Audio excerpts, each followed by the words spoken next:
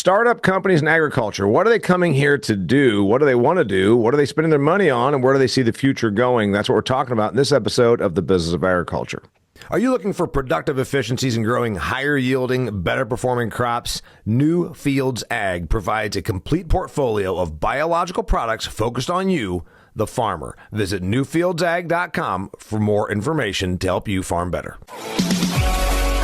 Hey there, welcome to another fantastic episode of The Business of Agriculture. Got a great one for you today. I've got the founder and CEO of NewFields Ag. NewFields Ag, new sponsor for me. And I said, you got a good story to tell because you are out here in this space. You came into this.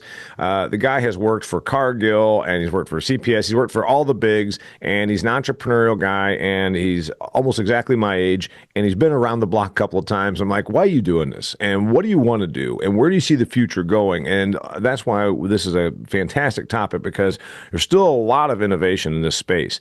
We're talking about a consolidating industry in general. Farmers are consolidating, the bigs, the chemical companies, the machinery companies consolidating, yet there's proliferation at the bottom of these grassroots, innovation-minded, smaller companies coming in, and they're getting funding, and they're changing agriculture, and I applaud it. And I think this is fantastic, so I thought I'd bring on Brian Tulley and talk about those very issues. So, Mr. Tulley, I just gave you the whole opening pitch.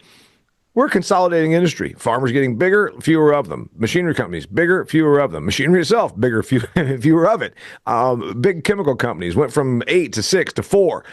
But yet there's this groundswell of innovation. Companies like yours come here and truly changing the space.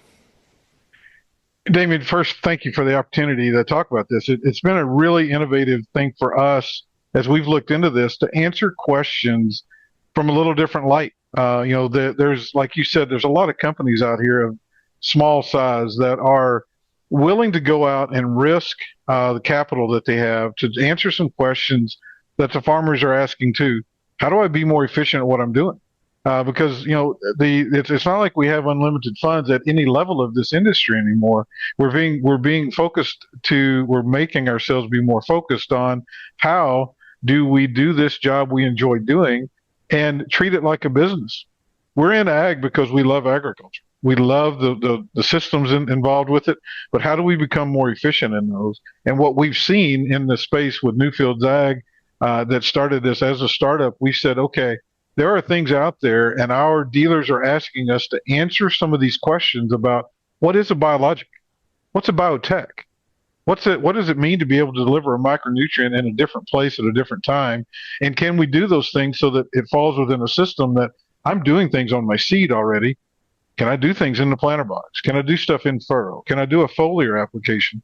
So the startups that we're seeing come in that are being effective are picking that and then staying within their lane and being very focused on what they do.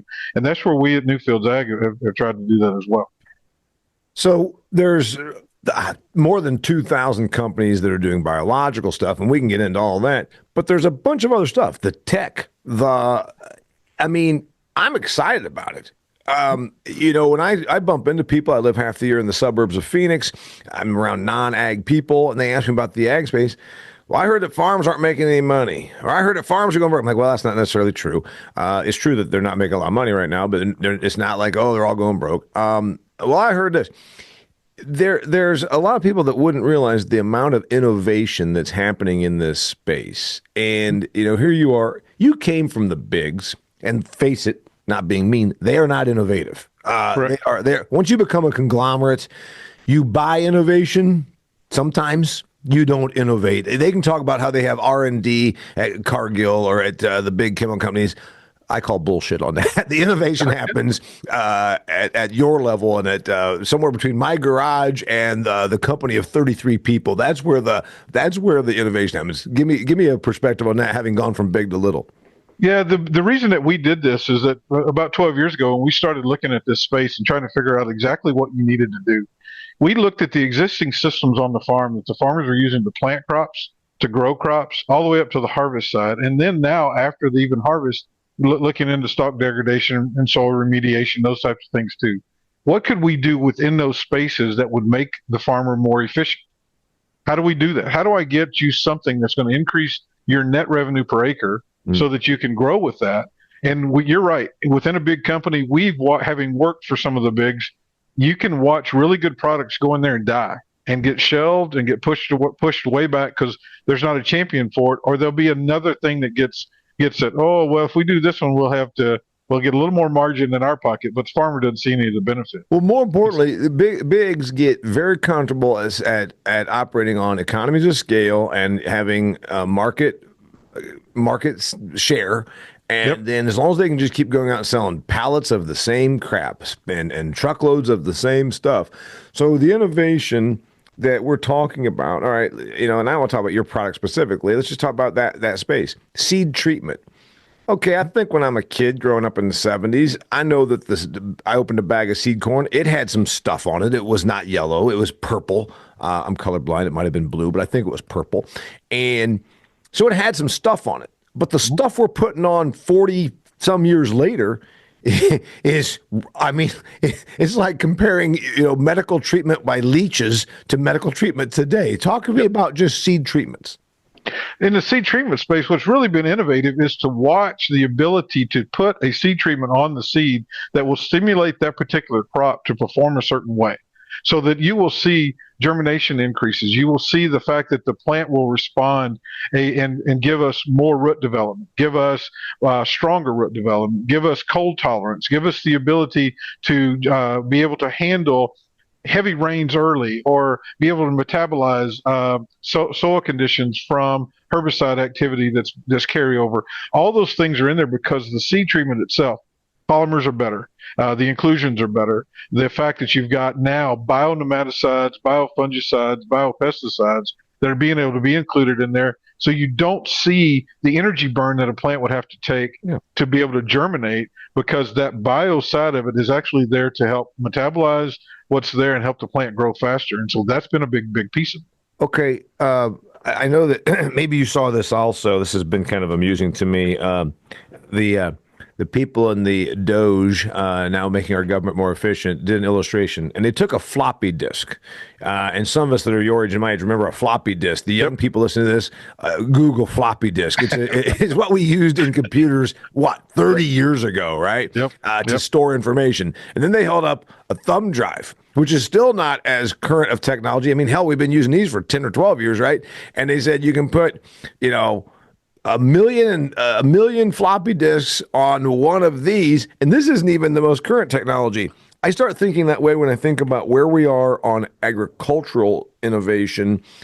Floppy disk, pre-floppy disk to floppy disk to the thumb drive. By the way, if you're listening, I'm holding this in my hand, a thumb drive. And if you're not watching this, you should be on my YouTube channel, by the way.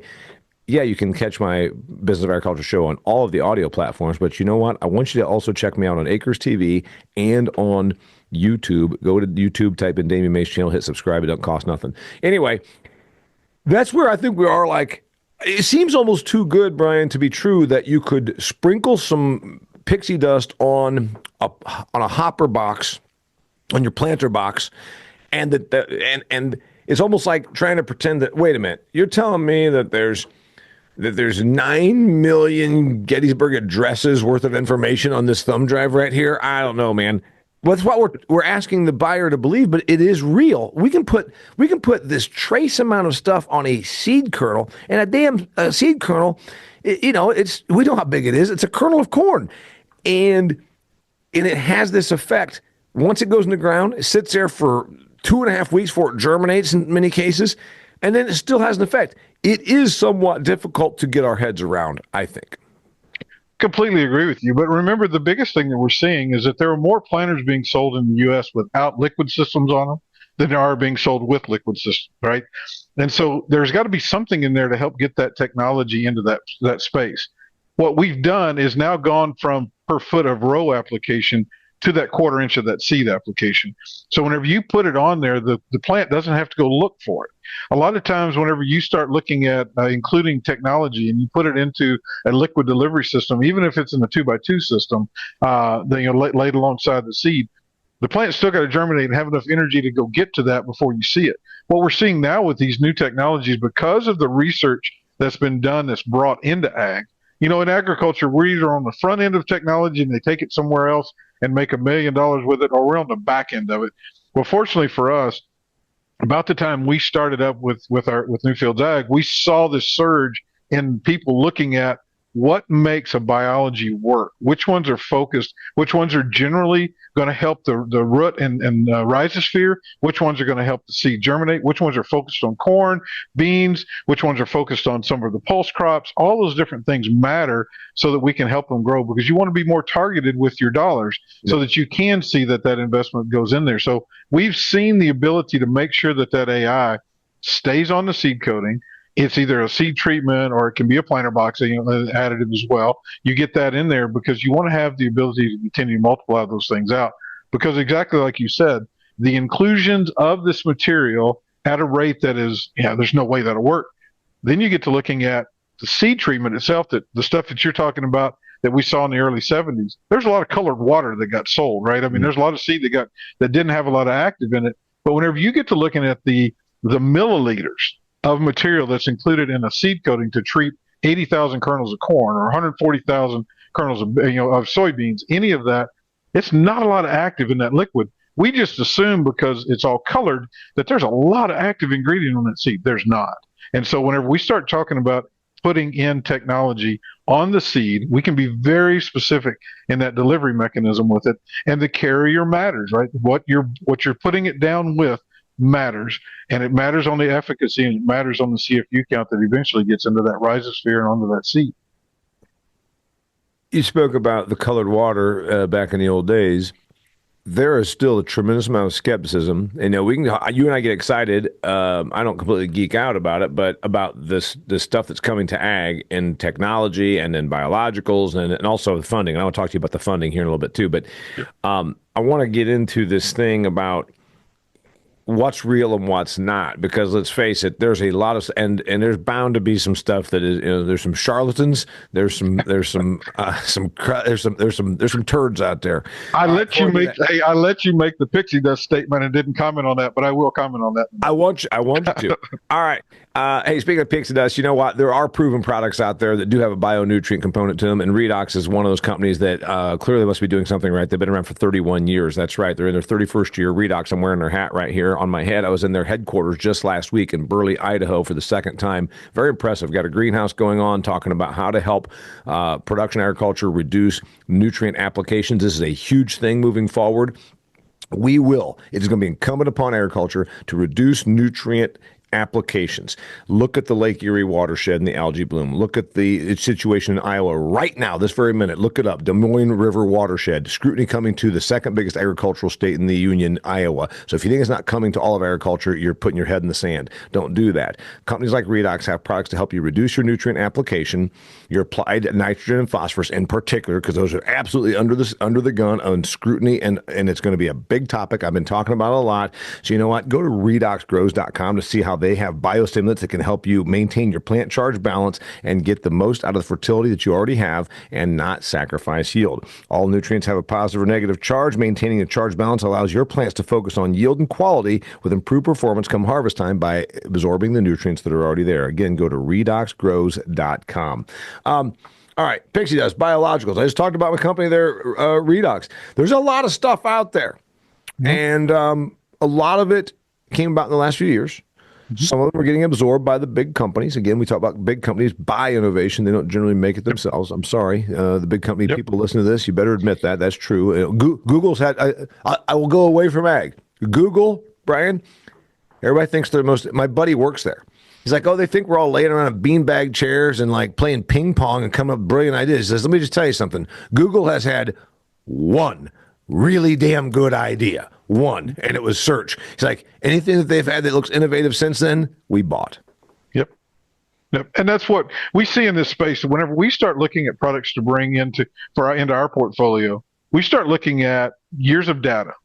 And that's one reason that when we've grown slowly with it, because I know that if I stand up in front of a group of farmers in Iowa, Missouri, or Minnesota, or anywhere in the 30 states that we're in, you've got to be able to answer the questions that are tough. Okay, what's it do? What's its limits? What's it go? And whenever you talk to somebody, Damian, I have people come into our office, just since the first year, I've had 12 companies come in with, this is the next best thing that you've ever seen. This may be the only product that they've ever made, right? They come in with this sample, said, oh, you need this. This will work great. And we start asking them questions pretty quick. And a farmer needs to ask the question about where does this product work best? If the companies that's standing in front of you can't answer that question, invite them to leave. Go find somebody else. Because we have companies that come in here that cannot tell me if their product works best as a seed treatment or an in-furrow or as a foliar. And if you can't answer those questions, you're wasting my time. And as a farmer, you don't have time for that. Somebody needs to make sure that you've got a good opportunity. By the way, I appreciate you saying that, Brian. I've sometimes inquired, and I'm the question asker here. You know, I rent my farm ground out, so I don't buy this stuff, and I don't run the planter. So I've said, do you use this? Where do I get my biggest bang for my buck? Do I get it in a 2x2? Do I get it in an in-furrow? Do I get it somehow treating the seed? Do I get it over the top? How do I use it? Oh, it works everywhere. Well, it's that old thing. It reminds me a little bit of the cannabis and the CBD. When there was the push to legalize this, Brian, it became, if rheumatoid arthritis fixes that, sore throat fixes that. It becomes like the carpetbagger outside of his Conestoga wagon with the magic elixir, holding it up and saying, "Yep, got a sore throat, fixes that." Oh, you know what? Typhus fixes that. Exactly. Don't look at this label. Hold on. Here's the label you need. Yeah. So you got to admit, some of these companies with new, biological products, they're shooting themselves in the foot. They're worse than the cannabis. At least those people had the excuse that they were stoned when they were coming up with their bullshit. The magic elixir pusher and his Conestoga wagon and his carpet bag. That's what they look like sometimes because it's everything for everybody. I'm like, I don't think that can be. There's no way that it can do all that. And you don't. And the key thing that we focus on here is what is the question that we're trying to answer? Because if I go in there and I have and we know that every farm is different. We're blessed in Iowa. We've got some 40-acre fields that got 11 different soil types on them, right? And so you have to be managing these things differently. And so whenever you start sitting down to look at a group of products, when you start looking at nitrogen's been a big play, right? But we spend a lot of time of balancing those things out because nitrogen by itself is, if you don't control the phosphorus and the potash side of those things as well and keep a nutrient use efficiency, that ratio in check, then your plant's not going to be able to metabolize everything in that rhizosphere correctly. But you have to be able to look at what is the question that you're answering so that whenever somebody sits down and says, okay, here's the next best biologic that we've come up with, the CFU strength is incredible. It's got a 10E6 number, and it's just huge, and everything's going to be great. The next guy walks in and says, I've got one that's got a 10E9 number. And so, man, we got 10 extra zeros on this thing. It's going to be great. You should use this one. None of it matters if you put it into a situation that, A, it's not going to be plant responsive. B, you can't get it to the area that it needs to be in the time that it needs to be there. And so as you start looking at these biologics, you can weed through them pretty quick. And if somebody is not willing to talk to you about how to use it and where to use it and take that time, walk away. 2,000 of them or more right now. Mm-hmm. How many of them go? I say it happens fast. I used to say 5 years. A year ago, I would have said 5 years. I think that it gets cut by 80% in the next 2 years. Mm-hmm. So we will be at Commodity Classic. I know this is gonna get dropped after Commodity Classic. We'll be at Commodity Classic this year. We've been there for 8 years, and it is amazing to us to walk around and see the people that don't make it back. Biological companies have the best answer in the world, and you walk around and they're not there. Yeah. And so it's just amazing because they had a product that was probably very good at what it did, but they didn't have the marketing piece behind it to be able to say, this is how it works. This is how you make it work repeatedly. We do a lot of research on all kinds of different planter types. We still have farmers that are 500 acres, and we deal with 25,000 acre growers. And so you've got to be able to answer the question all the way through. My 500 acre guy has got a full-time job in town. He kept the family farm and got a couple of farms next to it. He loves ag, and he's going to ask a lot of questions. He's going to read every label, okay? And he's going to know everything about them. The 25,000 acre guy hired somebody. And so they're going to ask those questions at a different level, but you've got to be able to answer them all the way through. And the efficiency and the efficacy of the product matters at that point.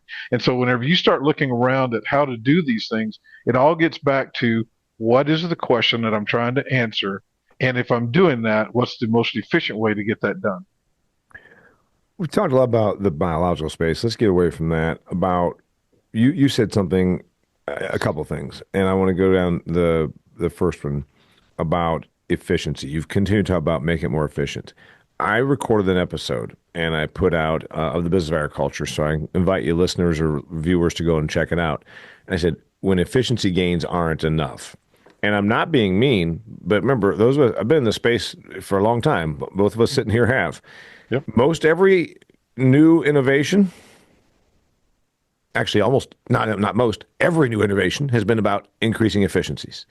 Efficiency of gain, efficiency of production on the dairy, efficiency of gain in the feed yard, efficiency of utilization of resource. And that's great. Obviously on an environmental thing, look at crop production. We apply the shit out of nitrogen and phosphorus, and 35% of it gets absorbed by the plant. 2/3 of it goes into the watershed, stays in the soil. So I applaud efficiency, but from a producer's standpoint, when you're talking about margins being what they are, which is paltry to non-existent, Yep. when efficiency gains aren't enough, where does the innovation, Brian, come in that boosts margin, that sells me product more? That's where I wonder. And I applaud efficiency, but at some point, efficiency gains don't make you money because you've already squeezed what you can out of the turnip. And I know we're not there yet, but that's where everything for 50 years has been: increasing efficiencies, increasing efficiencies, increasing efficiencies. So I think there's a couple of things. I'm going to go back to your redox comment as well. Okay. The thing is that it used to be we would stack more things onto the seed or into the box. That didn't work, right? Because you were not seeing, as we've talked, and I'm sure you've walked around farm shows, and if you counted up, if you start at 200 bushel as your corn, by the time you got done walking down 2 aisles, you'd be up to 450 bushel that you could grow just by adding these products right into your. Everybody at the trade shows, if you use their product, they see a 3 to 4% bushel gain. Exactly, every time. Well, the issue gets to be that, number one, you're yield limited on the acre based on the acre. Okay, every acre has its max potential.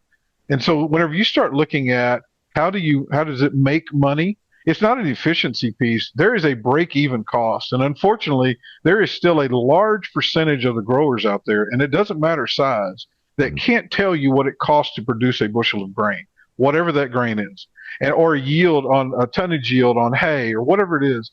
And so how do you know if you're getting more efficient or not? Well, I'm taking more bales off. I'm a cotton grower. I'm taking more bales off. I've got more bales of hay coming off.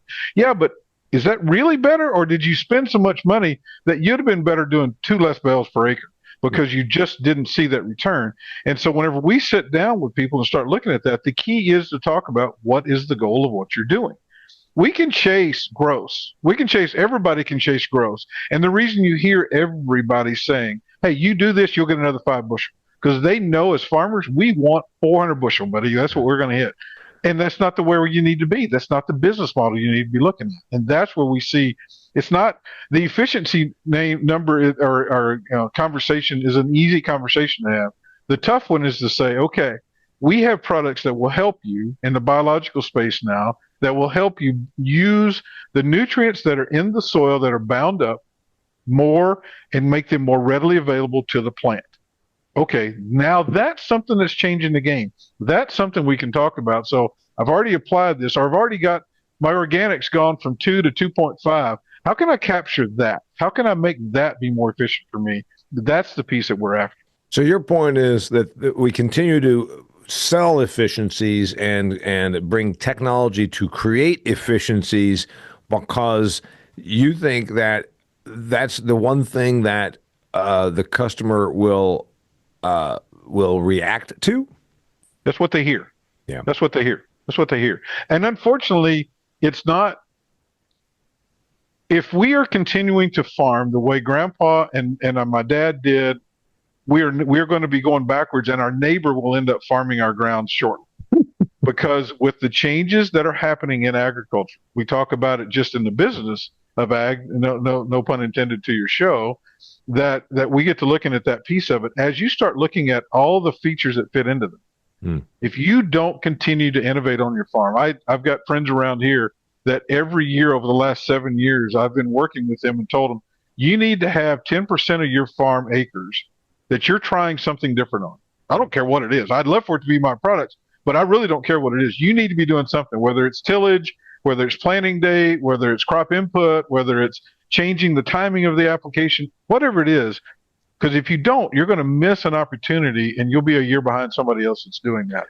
And so that's the other piece of it. Yeah, you just gave a piece of advice that my friends at Extreme Ag say the same thing, that 10% of your acres or 5%, should be in something that you're trying something new.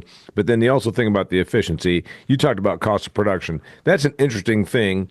I imagine, if the maker of this plastic cup that I'm holding in my hand right here with my lemon water in it, if I asked the maker of this, what's your unit cost production? I bet you that they would be able to tell me from the resin to the trucking to everything. Yep. And when you want to tell a producer in this industry, you should know these things. Oh yeah, I understand that. Like, do you really? What's your what do you have factored in for your equipment? What do you have factored in for your time?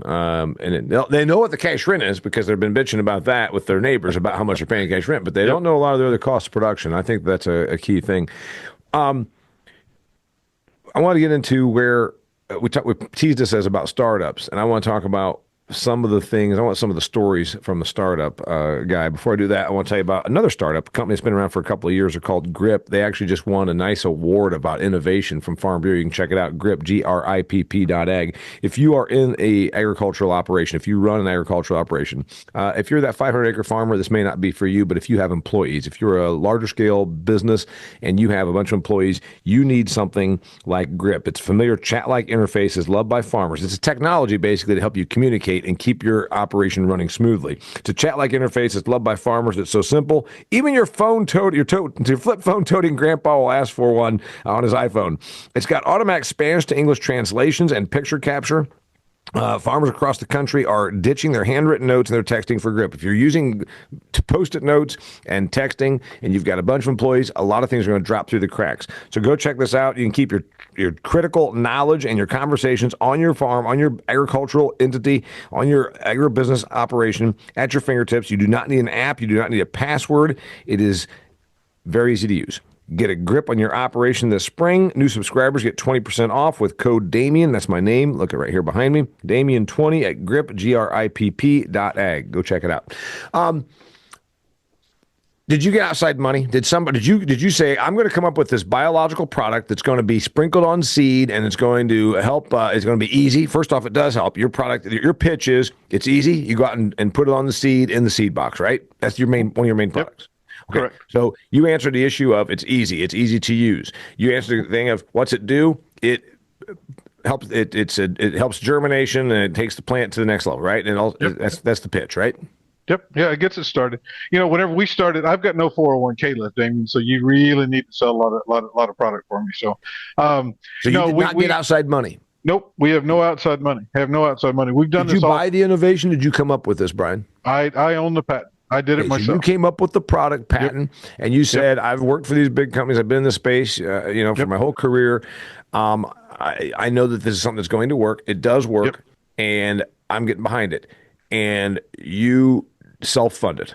Yep, we self-funded it. We self-funded this. We started it on our kitchen table. My wife didn't care about the first food processor, but the second food processor she got a little upset about when I burned it up. Okay.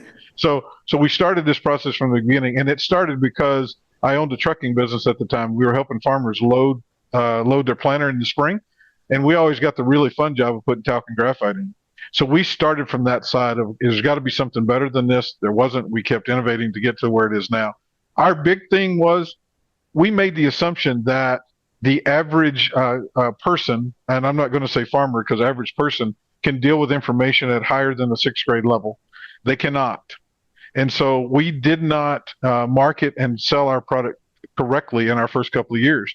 And it still hurts us today because the reason we're so passionate about talking about the why of these products, whatever the product is, as a startup, you either have an innovation and stumble across a product that is being used in a different industry, Yep. and you say, okay, let's see if this will work in ag.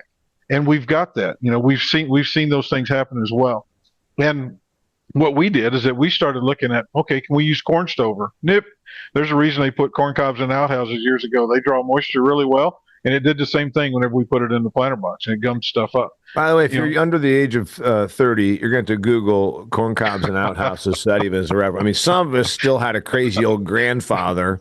Some of us had a crazy old grandfather that had an outhouse, and we remember it from when we were little kids. I'm guessing if you're under the age of 30, you're like, what the hell are they just talking about? All right, go ahead. Thanks for the clarification. You can't trust indoor plumbing. That was one. I heard that comment growing up. Yeah, I'm sure you did. So you used for your main product, which again gets sprinkled on seed. You said, let's make it biological because a lot of the other stuff is petroleum based. Yep. So what we started with the soy. It's a soy-based material, and we went into it looking at, is there a renewable source? A lot of the stuff that's been used in planter boxes as seed treatments or whatever has a petroleum base because of the water issue, because of that reason. Yep. And until we started working in this space, everybody thought a polymer had to be chemistry. Yeah. So that's my question. Did you do this thinking, we're trying to get away from chemistry in some other places. We're trying to get away from petroleum-based products. There's an environmental component to it. Was your original idea that the pitch on this is going to be that we're getting away from chemistries and petroleums? I wanted to eliminate the petroleum component of it and be able to bring innovation in using something that the farmers were growing. What can we do with that? Can we do that, and can we have it so that we loved working with the Soy Association. I'd had a chance to work with them before. So I loved working with them, and I thought that's a great thing. The checkoff program works. And so how do we do that? And so we started building those programs and looking at ways that we could displace that and displace the petroleum side of that business and the chemistry side. We're still building right now today. Go back to our conversation on seed treatments real quick. We're building and innovating and researching a completely chemical-free seed treatment with bionematicides, biopesticides, biofungicides that are available, and I know I can coat the seed with it. Can I have a product that will give me that longevity without having any petroleum? Because we know you're putting petroleum in an environment where we're microplastic free. That means nothing to anybody in the U.S. Right. You jump the pond, that's huge. And unfortunately for us in agriculture, a lot of our major, well, I'll use your term, all of our major ag companies are foreign owned. And so whenever you start talking about microplastic free, it becomes a big deal. And so whenever we start looking at that too, the fact that we're using a soy product that doesn't have the carcinogenic effects of some of the things we've seen, and the fact that we can give things back to the environment that help the pollinators instead of be detrimental, that was another big win. So here's the thing you talked about. That's, again, you run into the problem of the cannabis. When you're everything to everybody, and you spoke about getting over the heads of the consumer, you're not being insulting, you're being accurate. I've in my business book, and I wrote a business book a few years ago, and I said, there's a real harm to confusing the customer. You've got to go in with what is it? What's it do? Why do I need it? And it needs to be very simplistic. So the fact that it's got an environmental component to it, that's good. I don't know if that's your lead. I don't know if that's your sugarfoot. So no, and so I've had the opportunity to visit with some other startup companies. We're not far off of that, but as in visiting with people that have done this, that are significantly younger than you and I are, and I've told them, I said, be sure to focus on what your answer is. What are you trying to do? Don't get too big, and as far as broad about what you're trying to answer. You may know you can affect things in other parts of the industry or other parts of the growing season. Don't get lost in that. Stay focused on what you're good at, and then be able to innovate into the next thing. Be able to answer the questions so that we've had growers come back to us and say, can you do this? Oh, that's a really good idea. We should probably look into that, and then be able to innovate into that. And as a startup, what has limited us from being in more and more farms is the fact that we didn't take outside investment. Because we wanted to be able to pivot. You said earlier about being able to react quickly, that large ag companies can't do that. No. Well, we can do that, right? We can make a change. We can head down a path and we hit a brick wall and we just can't go over it, around it, or through it. Then we can change and say, well, what if we did this? And so we can make that adaptation and be able to answer those questions. Right now, the bulk of your sales are in one or two products, obviously, right? Now we've got about 20 different products. We're heavily focused in corn and bean. 20 different products, usually 20 different products. That's good. Half of this, are there three products that amount to 50% of the sales? Yeah, our big focus is planter box. Planter box being on the planter box side of this. We offer things in other spaces, but the planter box is our big piece. All right, so answer me this. That's an area that's grown, and like I said, it used to be open to bag, and now there's a whole bunch of stuff you put on there. It's farmer convenience. You're selling convenience. You're selling compatibility, I presume. That's the other one. A lot of stuff when you're putting out a crop and you're using 17 different products, there's a compatibility problem sometimes, and we've learned that. Yeah, and so the big thing to remember as well is that you as a farmer need to have a system in place. And so your system starts with the seed treatment that you choose, your seed, then your seed treatment, and then the other pieces that fall into them. Either if you have a liquid system or you have a dry system, you can put stuff in furrow. There you go. Then you can do a planter box that's going to help with obviously singulation, and lubricity, but also delivering technology now. And so you do that. And so they need to be able to stack that information in so that whenever the plant gets to a growth stage, that technology is available to the plant and you see the benefit. If you can do that piece of it and have that desire all the way out, we know that there are most of us in this space will put together a program that allows me to, on my good ground, I know I'm going to spend, I'll make up numbers here, $20 for everything up into germination. And then after that, I'll have another 15 to $20 that I'll spend on fungicide, insecticides, foliar treatments, that type of thing. On my bad ground, I may spend $12. Yeah. And then I'll manage into the rest of it. So looking at a way to address the situation and your different farming. If somebody comes onto your farm and once again says, use this on every acre, take their free Coke and thank them for their time and away. The thing we talked about when we teased this about being a startup, you chose essentially what you knew, which is broad acre and planting and those kind of things. Yep. Usually, historically, we've gone through retail. We talked about consolidation. Retail now, there's still independents, fewer of them than there were. There are fewer retailers, period. There used to, I can drive around Huntington County, Indiana, and show you 5 places where you used to be able to go and buy crop inputs. You can't anymore. Grain elevators, all that kind of. The average farm that's working now has a grain setup that is larger than an elevator in a small town was 40 years ago. Yep. We have companies that are going direct to consumer. You've got the FBNs and those kinds of entities. How do you go to market? Do you sell direct to me? Can I just go on your website and you'll have this stuff sent to me?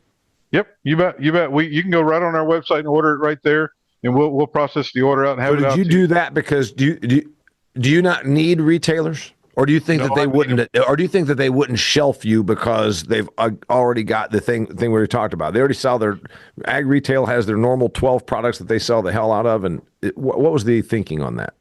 The biggest thing is that there's a lot of order takers out there, not people that are going to be consultants. Okay. And so we look for consultants. And so we have over 350 dealer and distributor locations around the 35 states we're in.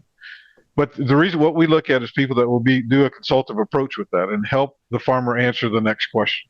Right. We sell some of our base product through implement dealerships. We don't sell our stack products through there because they have the ability to talk about talc graphite piece of it, and they'll talk about dust, but they will not, they won't go into that next level. Even if they have a quote unquote precision department, I'll let you pick what color that is. They still don't have the ability to answer those next questions. Okay. And so that's what we run into a lot is that we're not afraid to set up a dealer or distributorship because we have really good ones that represent us, but they spend the time answering the next question. So if I want to buy, your stuff, I can go on your website and do it. You bet. Or I can go through distribution. So is distribution then? Do they scream bloody murder and say, "Wait a minute, why am I trying to make a markup on this when someone can buy it directly from you?" No, because on our website, we also highly recommend that you talk to somebody. You'll get a follow-up email from our inside sales staff here whenever you order on there, making sure you know who your closest person is to answer a question. Okay. Because we want to make sure that we support that. We are a distributor dealer network setup. That's what we do. Do you think that we're going to get to where retailers? I mean, we made our predictions already. Do we have half the number of retailers 10 years from now as we have right now? Yes, I'm pausing because we've had this discussion internally over the last 3 or 4 years. I think what you're going to get into is something. I grew up in the South, and we had a lot of crop consultants. Wait a minute, you grew up in Texas. Yeah. Well, Texas is not the South. Texas is its own thing. We're independent. Texas is its own thing. You give us 3 votes, by God, and we'll be our own country. Anyway, whenever we down there, we had a lot of crop consultants, and I think that you're starting to see. There's been a couple of waves of that try to get going in the Midwest. Yeah. The issue has been distribution. With Amazon and with the distribution model that's changed, you've seen the efficiencies go up in them.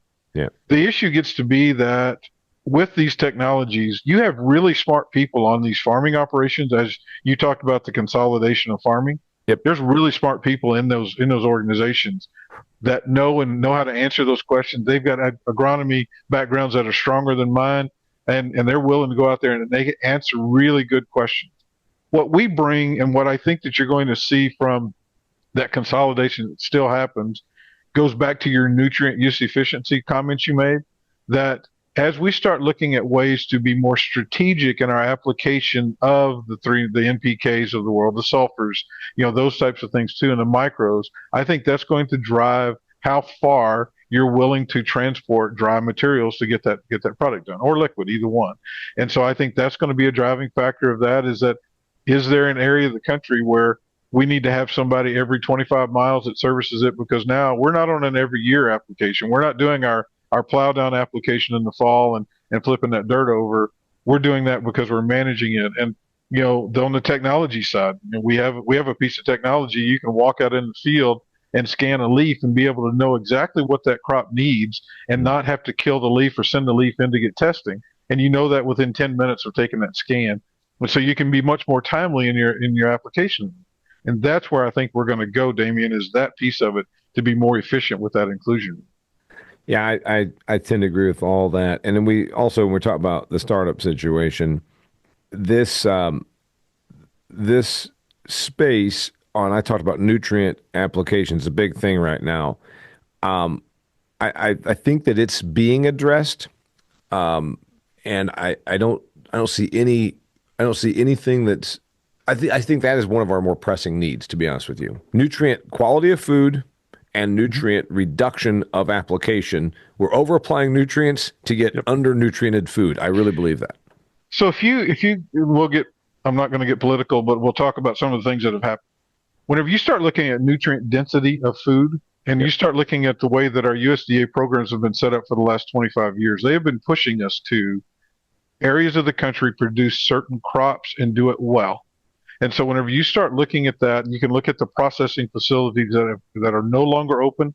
So whenever you start looking at processing corn, beans, wheat, peanuts, cotton, all these different, sugar beets, you're seeing those become regionalized because of the fact that here's the program that's going to help you do that. But the nutrient density side, one of the things that we like about what we're doing on this, when we start talking to companies about how do we make a better crop that is either fed to protein or is used as a protein source or used as a food source. Either one of those things, it matters. And whenever you start looking at startups that we're talking to, there's people that are focusing on how do I make that livestock be more efficient at the intake of those. And so there's a lot of that, but they don't seem to be transitioning over to how do I make that plant see the same response. Yep. And so that's what we're looking at too, that we can do both of those things as well. There's a bit of a disconnect on that, really, I think.